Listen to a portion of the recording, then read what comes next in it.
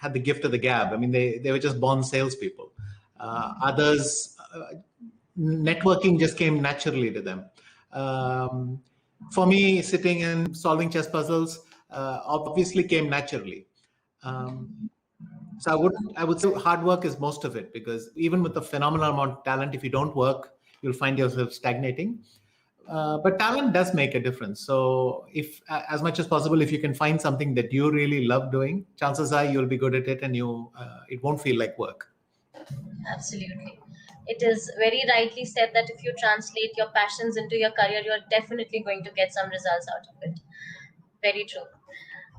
Also, sir, I'm very inquisitive about the fact that when you started playing chess, there were no computers. Also, earlier in a few questions, you did mention that how it's much easier to learn a skill today than it would have been back then. So you have been in this game for so long, and you have seen it evolve so much. So I also came across this interview of yours in which you had mentioned why a person needs to be creative and adaptable at the same time. So can you share an example from this or from your journey? Where do you think it is so important for somebody to be adaptable? So when I learned chess, I mentioned that I was lucky that my mother, imagine someone learning chess in the 1970s or the 1960s. They spent some time checking with family members and neighbors if anyone knew how to play chess. Or then they would go to libraries around the town, so they'd spend a day or two to find any chess book, something explain the rules, or maybe there's a chess club, and so on. So there was so much things that needed to happen. Nowadays, if you're stuck in some desert, I mean some island in the middle of the Pacific, and you want to play chess, well, you connect. The first thing you'll do is you log onto the internet and try to find someone. And very quickly, someone in some part of the world will say, okay, I'll teach you the rules, or there are 1,000 websites which teach you the rules, and you get started. So just to give you a sense of how big the transition has been, I learned chess at a time when most things we found on the board by thinking. Right. And that is still true, but a lot of our ideas and conclusions nowadays, we have checked it with the computer, its opinion is superior to ours. So now the most important skill is, funnily enough, not finding answers, but asking the right questions. If you ask the right questions to computers, you go deeper. Yes, right. It's a different skill set, so I had to adapt. I wouldn't say violently. I mean, that we obviously transitioned, but I don't recognize the chess world in some ways nowadays compared to what I was familiar with. Of course, I have adapted well, but all of us in all walks of life, we are living so much transformation that you have to be flexible. The second thing is, it's not only the nature of what you do, it's also the circumstances around you. The nature of jobs is changing. When I was young, people would say, well, yes, but that's very uncertain career. Now it's very easy to say, well, tell me about it. If you know a certain career, tell me about it. So, several times in your life, you may have to switch streams. You may have to do things you didn't plan on doing. And you'll probably even have to be open to learning skills that you don't think you'll need. First, because it expands your horizons, but second, you never know when you need it. So this need for flexibility is what has changed, because the world is just seems to be spinning faster and faster. And I would say even within the game, as much as around the game, if you're not flexible, you're very dogmatic, you insist on your way of doing things, chances are you will be stuck for a while. Very rightly said, sir. I think the ability to be flexible and to adapt into your environment is something that everybody should have, irrespective of the kind of work they do. So, sir, you've also been in the game for so many years now, and then you've achieved so much success. You've been at the top of the game. What is that one thing that still excites you and it motivates you to play even today? In a sense, a chess game is a challenge for yourself. You want to play it well. You want to beat your opponent. Let's not pretend otherwise. And you want to feel happy afterwards that you did a good job. that's never really going to change, and that's always going to be the spirit. But clearly, how to keep motivating yourself and how to overcome difficult moments in your career, that's a large discussion. The most important thing, I think, is to regain your love for the game. That's fundamental. That whatever you're doing, you enjoy doing it and you get pleasure out of it. And if that's the base, and then everything else builds on top. To this day, I know that if I'm not diligent, I don't do my work before a game, then it'll be harder for me. So that's kind of an automatic corrective. Yes, sir. Absolutely. So, is there any anecdote or any story that you would like to tell us back from your days when any game that you have in mind that you would want to tell us, where there was some learning that you had applied from your life and it helped you through your game? Well, when I was young, I was generally a very fast player. That is, I played my moves instantly. I would see them and I would not think any further. If I had seen what I needed to see in 1 minute, then I would just think, well, what else is there to find? And that I needed to have a kind of elaborate. First of all, you needed to have disappointments. And you lose a few games, and then you think, well, how could I have lost that game? And then you find out at this moment, I played too fast. At this moment, I hesitated too much. And eventually you start to get a mental idea of what you should do better. And this constant learning is actually very important, because it's not like you learn one lesson and that's it, you've nailed it. The same problem will keep reappearing in different forms. So I remember the first time, I saved a difficult position, remembering a lesson from the past. Last time I messed it up, but this time I saved it. I was very, very happy, because you think, I've actually learned something. And it's funny, you think you'd be more proud of doing things with your talent, but learning a lesson is more important, because you tend to be a creature of habit. You tend to just revert to what you were once the pain has gone. But to remember it and say, I'm going to apply this lesson, I'm going to do what doesn't come naturally to me, and I'm going to get a better result. And then when the first time you get that, it's nice. If you want an anecdote, I remember when I played my first big international tournament in Linares with all the top players. I started off with 2 wins, which was unexpected. And you'd expect to start with more difficulty. And then I got euphoric. And the next game, I spoiled a 3rd winning position. If I had won that, I would have almost been leading the tournament. And over the next few months, there are moments when I managed to stop myself. I remembered how silly I was and stopped myself and pace myself better. That kind of thing makes you very happy. That's great, sir. I think embracing your mistakes, learning from them, and being able to rectify them the next time you go out there is very important. So, sir, as we near the end of our discussion, it would be great if you could share some key learnings from your chess journey with our viewers and how they can be champions in any sphere of their life. Okay, so broadly speaking, the first thing is simply to find something that you really like doing. In my case, it was chess. And what this meant was, when I was young, when I was in going to the chess club, I would go every chance I got. I would go there and just play. This was unstructured learning, because the ecosystem didn't exist in India then. It was unstructured learning, but I would simply play Blitz for the fun of the game. Blitz is 5 minutes per player, so very quick game. The whole game is over in 10 minutes. And we just sit and play it all day, a bunch of us, and we were having fun while we were doing it. And the thing is, you get better without even realizing why you're getting better, because you're doing something over and over, you get better at it. And I got to a point where I became a strong junior player. And then in '83, I had a kind of breakthrough year.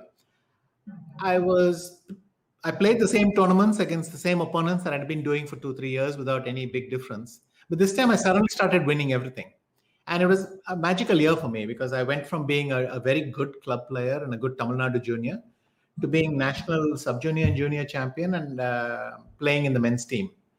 And it happened in the space of like 3 months during the summer holidays. So you see the connection with suddenly being able to do all your time on chess.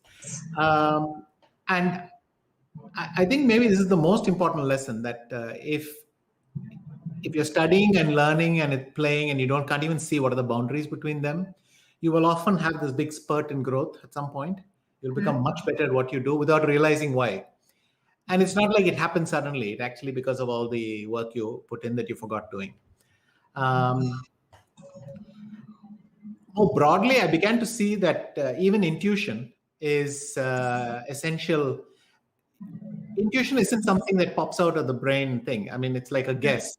You can guess better with practice. If you train some skill, you'll start guessing better. In the same way, intuition is a kind of a gut feeling, and it gets better with practice. If you play a position better and better, your intuition in that position will improve.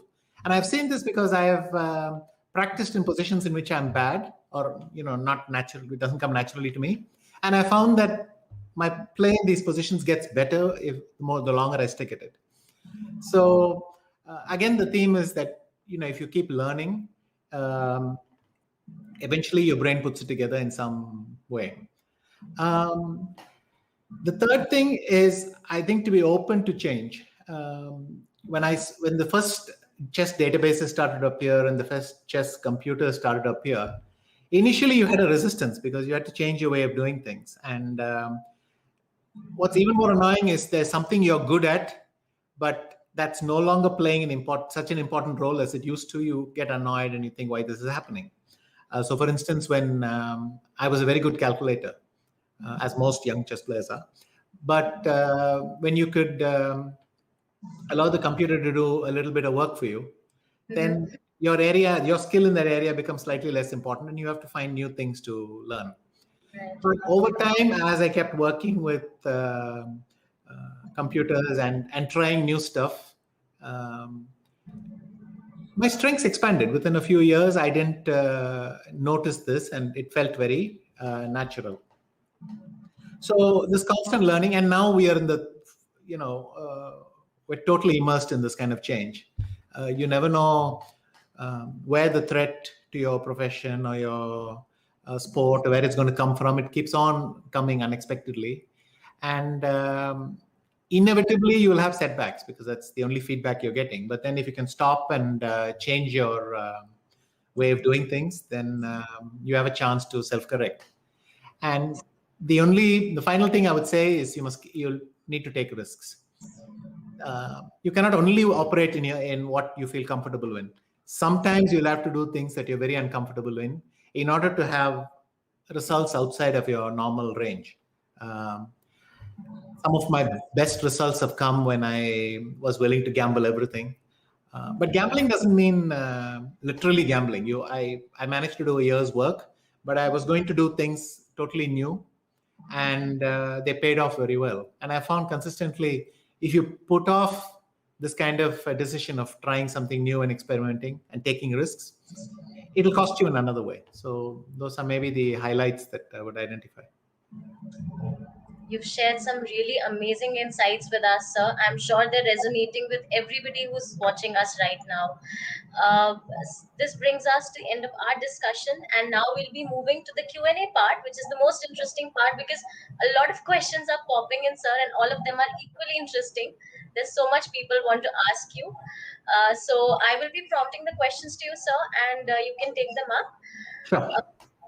So Lakshmi wants to know that what would Mr. Anand would have been if not a chess champion? I honestly don't know, because it's not like I was doing 2 or 3 things when I was young and then I chose chess. I chose chess too early to know. The kinds of things that interest me, I might have ended up as like an engineer, like my father and brother, or I might have done something at university, because that's the sort of thing that attracts me now. But I simply got into chess very early. Okay, so I think Lakshmi, that answers your question. Now, sir, Harsh is asking, "Good evening, sir. I'm feeling very happy to see you through this platform." His question is that, "Who is your inspiration, sir, and why?" I was inspired to take up the game by my mother, and she was a big support. She was traveling with me till I was, in my late teens, and making sure that I had all the support, and also, obviously, because I was starting to travel, they were concerned and they wanted to guide me well. Later on, I think I'm inspired by multiple people. Quite often in chess, I'll come across someone who does something in a way that you think immediately, I can't do it that well. And one of the nice things I found is when I was training for this match, when I told you I took a big risk, I basically switched to my opponent's way of his choice of openings and his approach. And I was going to confront him there. I took a lot of young players, and I thought, let's see what it is in their way of thinking that is dramatically different. And I learned a lot from that thing, because you sit with people who contradict you every day. It's annoying at first, but I sort of forced myself to go through it. And when the time came in the match, it paid off well, because my opponent had prepared for someone else, so to speak. And then I got a chance to do a lot of things at a very high level. So this was my match with Kramnik in 2008. And I've tried to be inspired by many people. I mean, people who do nice things, people who are friendly, people who are... you always think there's something you can learn from them. That's so Sari wants to know, did you ever feel like giving up? Did anyone discourage you at any point, and what did you do then? There are lots of moments when I'm totally sick of chess and I really can't take it anymore. But giving up is too strong. I have until now not reached the point where I wanted to take that decision to do the thing. Quite often, or in fact, all the time, there was nothing which a 1 month break or a 2 month break wouldn't cure. It happens that you're simply sick of chess and you don't want to think about it anymore. But then you give yourself a month or two, go on holiday, read something else, try something else, and you distract yourself like this. And then you find that you come back to the board, and that those painful things that have receded, they're no longer so painful. You're in fact a bit hungry to start again, and you start dreaming again. You think, well, maybe this time it'll work out right. Your positive attitude comes in, and you get back. But yes, it's happened quite often that, in fact, you'll often say, I think if I'm going to play like this, I'm going to stop. But of course, you don't mean it. You never mean it. Yes, right. So next question is from Ronit, and he wants to ask you that if you were to change one rule about the game of chess, what would it be? I don't want to change any rule in chess. I feel that if you change one thing, then it's a slightly different game. So there are a lot of suggestions now. One is chess without castling. One is chess with an extra piece. And all these kinds of suggestions, what they do is it's make it a new game. The motivation for that is that it might make the game more interesting, more this, more that. But I feel you never think of the unintended consequences. If you change something, there will be not only positive things, but also negative ones. And I think quite often that's what people forget. So I like chess as it is. And as I said, when I didn't like chess as it is, I took a month break and then came back to it. And that worked much better. I cannot... in fact, nowadays, thanks to the computer, people play a version of, a kind of chess which seems to be unrecognizable. And quite often it's hard because you grow up with certain assumptions that this is the way you do things, and this is the nice way to play and things like that. Now you're forced to examine. But if you take a positive attitude and say, well, let's find out why these new things work, or why these things work that we thought didn't work, you understand the game is much deeper than you thought it was, and that's fun, and that's part of staying up to date as well. but I'm conservative. I don't like to change. That's great, sir. Next question is coming from Krishnag, sir. He says that I have been playing chess from a long time and I often face one issue that during the game, by intuition, I feel that there must be some tactic in the position, but not able to find it. However, after the game analysis, I find out that there was a tactic in that particular position. So, how to find the tactic in those positions? First of all, this happens almost on a daily basis. So if it makes them feel better, it's a common occurrence. It happens to me quite often. I think part of the problem is computers are always going to see more than you can. And 30 years ago, there was no one to tell you what you had missed. So you felt good that you had seen everything. And it's only after a lot of painful work that you found out that you had missed something. And nowadays, the answer is available to you in seconds. On another level, if he says that certain kinds of positions, he looks deeper and he doesn't find it, he senses something, but he's not able to find it, then I would suggest that you can make it in some sort of exercise. You can take that position. As much as possible, pretend you're sitting at a board and imagine your opponent or something like that. And then start your clock or your, a timer, whichever you want, for give yourself 5 or 10 minutes, and then tell yourself, I'm going to write down everything I see now. And then we'll compare it with the answer. And he tries to train this. And only if because that's where you're failing. You're not failing at home. You're failing there under the pressure and the tension at the board. So you have to recreate that approach and force yourself to make it like an exam or an exercise. Yes. There are a lot of arguments for why exams are not a very good way of evaluating people. But the one thing they do is actually to test what you remember under pressure. And that's the case in chess as well. So, and it's this kind of training that I do as well. Once I've identified something that some area that concerns me, you take some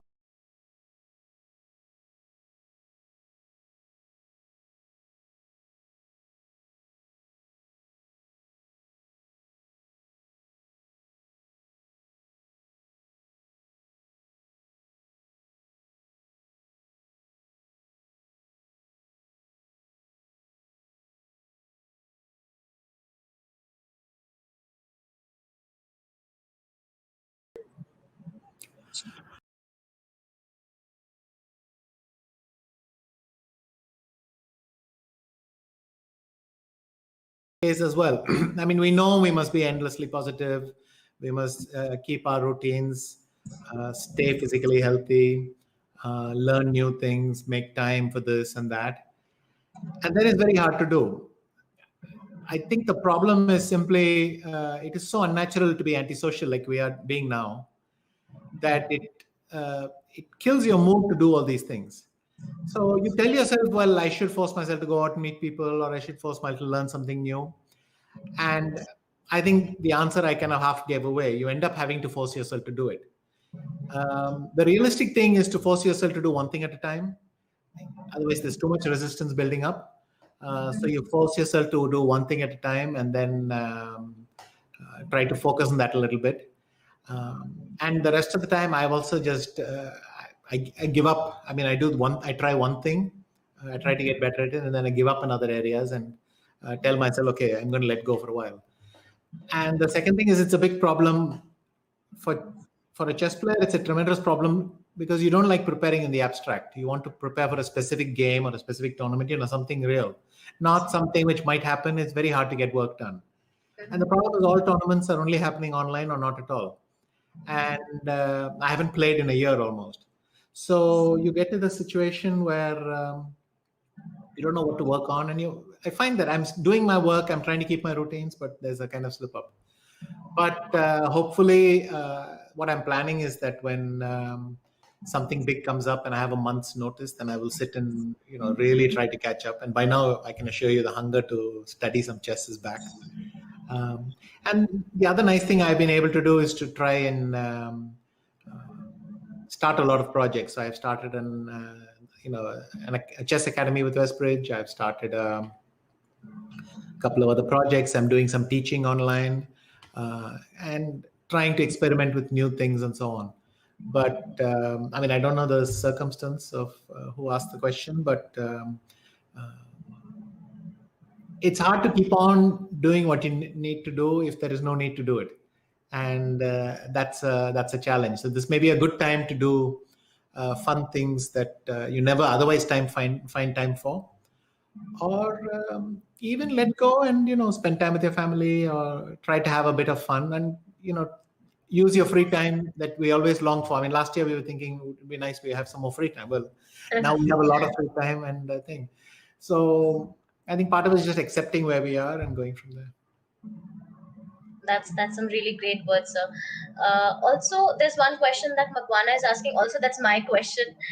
So, sir, she wants to know, and I want to know, if not chess, what other game would you like to play? Or if I reframe it into my question, what else apart from chess helps you unwind? I really like my fitness routine, or my going for a nice walk, because that's when you disconnect, and it's also nice to get away from all your devices and just take a break. And that's my recovery routine as well during tournaments and all, is just to get out and walk. Besides that, I've dabbled in almost every sport. When I was young, I used to play table tennis, badminton, a bit of everything. I haven't done it in a long time, but physical exercise is always nice, and nothing like catching up with friends and chatting. But if the question was what would I have done if not chess, then we are back to where I was earlier, which is that there are things I like to try, but I like to try them because I know that I'm not very good at them, and there is no question of pursuing it seriously, and I do it for fun. It's not comparable to chess, obviously, but there are quite a lot of things I enjoy, and things like astronomy or travel. These are things you look forward to, even though, well, the whole point is to do it without any pressure. So. Yes, right, sir. So Mayuresh wants to ask, what is that one most important skill for someone who wants to pursue chess as a career? I think first of all, you have to want it enough to really play a lot of it. And mostly that's true of almost anything. If you want to be good at it, you have to do it a lot. The second thing is, willingness to study and learn from other people's games, because there are so many intelligent things that are being done that you will not be able to discover by yourself. So it's very important to keep studying games, keep abreast of material. And those are the two most important things. Chess is all about pattern recognition. So the more patterns you see, the better you get. And it's more about playing, because the more you play, the more the faster you get at finding the right decision. That's so true, sir. Also, sir, Venkat wants to know that, do you meditate? If yes, how long have you been doing it? Because for taking critical decisions under pressure, usually it's believed that people meditate, and if you do that. I don't meditate. I often take deep breaths to calm down. Exactly when you're under pressure and all that. So even during games, I might step out to the players' room and then just take a couple of deep breaths and try to calm myself down, because you realize that your thinking process is getting inconsistent or irrational, and you feel your emotions swinging too much and you want to get a grip. But I don't actually sit and meditate. I find it more helpful, like I said, to go for a walk or something like that. And maybe it's the same thing. When you go for a walk, your mind can wander, and isn't that what meditation is about? So maybe it's just my way of doing things. My favorite thing in many tournaments is to go for a 3-4 kilometer walk after the game, and that's 40 50 minutes or something, and you can just, at your own pace, your mind is sorting things out, and you come back and you feel a bit calmer, and that's very nice. Yes, absolutely, sir. So Anita wants to know, sir, how did you deal with the failures that you faced in your life, and have you ever broken down? If you could please share with us.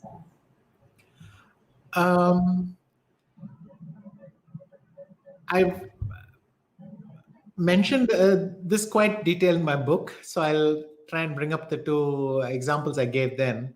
Once I was playing a tournament in Germany in 2001, and somehow I had some chess issues which had built up and I had not resolved them. And there was also some motivational issues. And I got to this tournament. And in the first 5 games, I didn't make any impact. I lost one game and drew 4, but I didn't look like I was going to win any of them. And I understood that this was not going to be a great tournament. So I thought to myself, well, it would be nice if I could limp out of here in some shape. So I thought if I don't lose any more games, or I lose only one game, even though my score, I'll probably finish in the bottom half, at least it won't be a disaster and I can go back home and fix the problem. And, I was already hoping to just get out of there alive.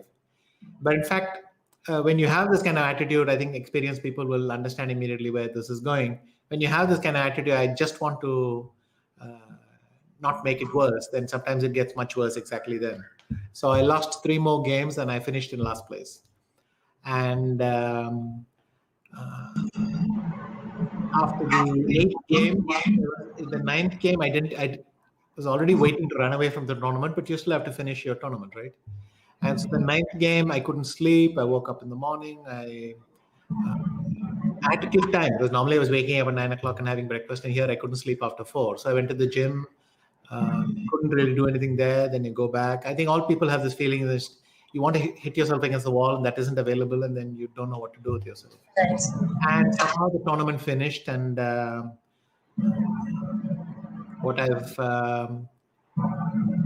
it took me a long time. It took me about 6 or 7 months to recover from that result. And when it finally did, it was because I went to a tournament in Prague, and I remember being very excited about the trip, and also my expectations were very low. So I went there with this attitude that it would just be fantastic if I could have a few good days. And sometimes when you think like this, boom, you have a great tournament. I won it, and I felt very good again. But in between, like I said before, where you don't see the benefits of your work, I was working a lot, but without success. And then maybe that happened in Prague, in effect. So another helpful tip is that in tournaments, it doesn't pay to spend too much time thinking of what happened already. I mean, if you're disappointed, you still have to find a way of breaking with the past and saying, I'm going to cut all. It doesn't matter what happened so far. I'm going to play tomorrow in a fresh way, because otherwise you can spiral. You can start losing game after game. Then your situation becomes even worse. Sort of like what happened in Germany. So that's helpful as well. I mean, if you have a bad game, tell yourself, okay, but this ends tonight, and tomorrow I have a fresh game, and I've got to focus on that. And if you win as well, you can't be euphoric all night. You have to say, okay, that's fine. We had our fun, but at 10 o'clock, I'm going to stop and start thinking of the next game. And, that's the lesson that I picked up, but not only from these events, from long back. I think in very few words, sir, you've given us a great sense of life. So, sir, I think there's one more question I find it very interesting here. And Satvik is asking, what is your opinion on the future of chess in India? Particularly, how can it attract more players? I think chess has a very bright future in India. First of all, the majority of participants are extremely young, and there's a lot of participation at the younger ages, and that obviously bodes well for the game. And second, chess has done extremely well in the pandemic. Not only in India, worldwide. I mean, worldwide, there's been a kind of chess boom. And it seems that if you're at home for a long time, then people wanted to try out a lot of things, and chess was one of them. So some things are looking better for chess. I think the key is to organize the game better, have for the federation to attract more sponsors and professionalize the game more. And if that happens, I think the flow of chess players into the game will continue. But already we have some of the best, at least by some measures, we are the reigning Olympic champion, and we, by a lot of measures, we're one of the top 5 countries in the world. So it's very good. one of the things I'm working on with my academy is to try and support some youngsters, because the ones who are between the ages of 14 to 20, they're amongst the best in their age, but they're not breaking into the top 10 and so on. So I'm trying to work with them to see how to address that. It'll take a lot of effort by a lot of different people, but hopefully the setup is in place. We wish you really good luck with that, sir. I'm sure chess has a very bright future in our country. So we are flooded with so many amazing questions. It's actually getting so difficult to pick out the best ones here, but I think we've taken up a lot of questions, and students have had a chance to gain so much insight from our conversation. And that brings us to the end of this wonderfully insightful webinar with Mr. Viswanathan Anand, the pride of our nation. I am so sure our viewers have had so much to take away from this edition of Learn with Icon webinar. So thank you so much for your time and sharing all your valuable lessons, your journey, everything, the highs, the lows, and we're so thankful to you. And we wish you good luck for everything and your future, sir. Thank you so much. Thank you. I enjoyed this interaction very much, and I want to thank everyone at INTERNSHALA and wish all the attendees all success in their careers. Thank you, sir. Thank you so much.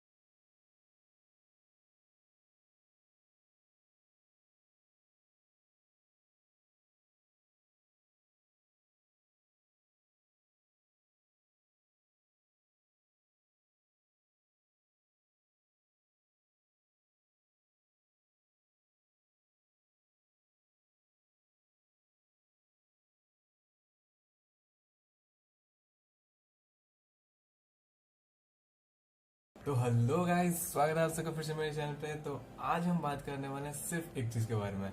जी हाँ दोस्तों, आपने thumbnail और title देख के आप समझ ही चुके होंगे कि मैं किस चीज के बारे में बात करने वाला हूँ। जी हाँ दोस्तों, मैं बस आपसे इतना ही बस कहना चाहता हूँ कि बहुत बहुत शुक्रिया आप लोगों का, आप सब लोगों का, जिन्होंने भी इसके पहले वाले मैंने जो एक वीडियो अपलोड किया था, लाइव वाला नहीं, नॉर्मल एक वीडियो अपलोड किया था जस्ट शूबी के साथ। जी हाँ, कवर फोटो आपके स्क्रीन पे है। हाँ जी, यही वीडियो जब मैंने अपलोड किया था, उसका रिस्पॉन्स बहुत ही गजब मिला, बहुत ही ज़्यादा गजब मिला। Obviously all credit goes to Shubi, जिसके वजह से वो वीडियो उतना अच्छा बन पाया। और बहुत मज़े से वो वीडियो बना था, बहुत एक्चुअली कह सकते हो कि वो वीडियो मैंने तब भी बोला था आई थिंक कि मेरे को लगा ही नहीं कि कोई मैं वीडियो बना रहा हूँ। Actually we were enjoying that video and मैं भी खुद एंजॉय कर रहा था वो वीडियो बनते वक्त। ऐसे नहीं लग रहा था कि मैं कोई कंटेंट के लिए कर रहा हूँ या फिर कुछ कहते हैं ना कि बहुत लॉन्ग हो गया, सॉरी उसके लिए लॉन्ग हो गया, ताकि आप लोग को पता चल सके मेरे उस गेमिंग चैनल के बारे में। और साथ में जिन लोगों को भी गेमिंग मेरा वो चैनल पसंद आए, ज़रूर सब्सक्राइब करना और मुझे आइडियाज़ देना कौन कौन से गेम्स के ऊपर मैं वीडियो बनाऊँ। तो गाइज, आज का ये वीडियो हमारा बस इतना ही था। तो मिलते हैं आपको अगले वीडियो में, तब तक के लिए टाटा, सी या, टेक केयर।